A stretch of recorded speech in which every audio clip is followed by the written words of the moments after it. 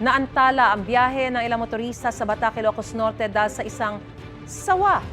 Namataan ang may 5 metrong sawa na tumatawid sa kalsada. Umakyat ito sa bakod papasok sa makahoy na bahagi ng isang universidad.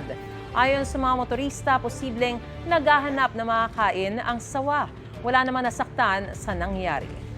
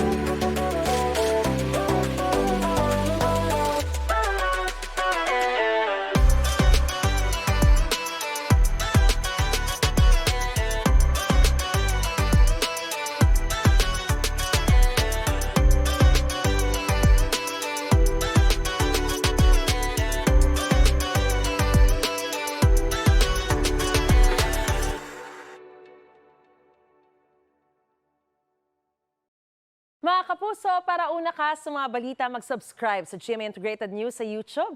Sa mga kapuso abroad, subaybayan niyo po kami sa GMA Pinoy TV at sa www.gmanews.tv.